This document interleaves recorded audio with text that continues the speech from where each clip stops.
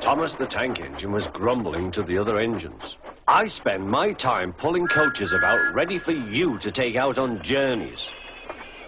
The other engines laughed. Why can't I pull passenger trains too? You're too impatient, they said. You'd be sure to leave something behind. Rubbish, said Thomas. I'll show you. One night, he and Henry were alone. Henry was ill.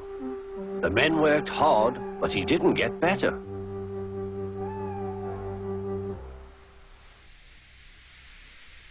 He felt just as bad next morning.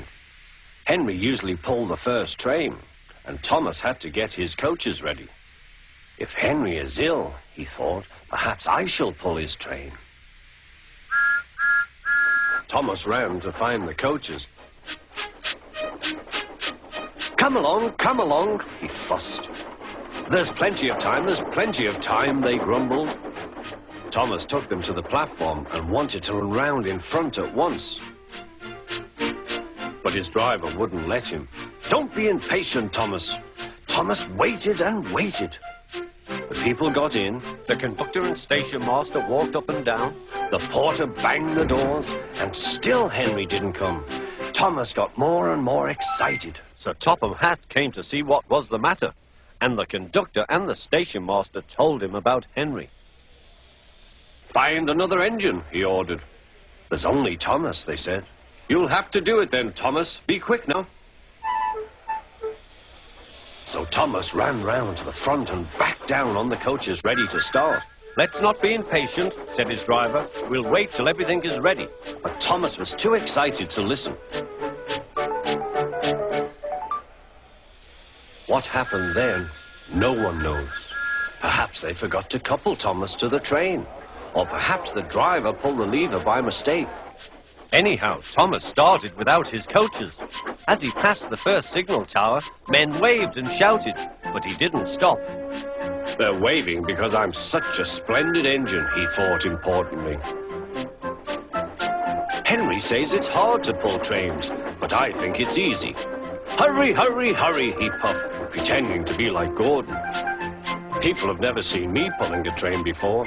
It's nice of them to wave, and he whistled. Peep, peep, thank you.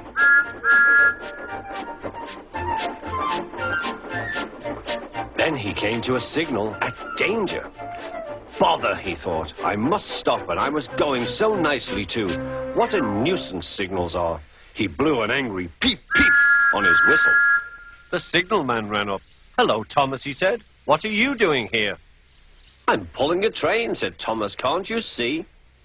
Where are your coaches, then? Thomas looked back. Why, bless me, he said, if we haven't left them behind. Yes, said the signalman. You'd better go back quickly and fetch them. Poor Thomas was so sad, he nearly cried. Cheer up, said his driver. Let's go back quickly and try again.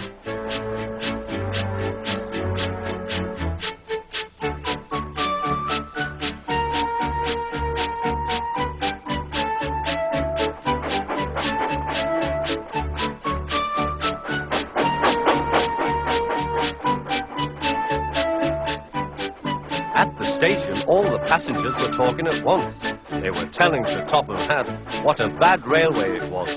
But when Thomas came back, they saw how sad he was and couldn't be cross.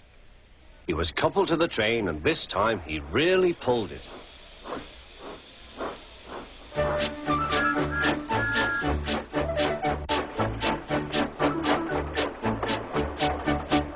Afterwards, the other engines laughed at Thomas and said, Look, there's Thomas who wanted to pull a train, but forgot about the coaches. But Thomas had already learned not to make the same mistake again.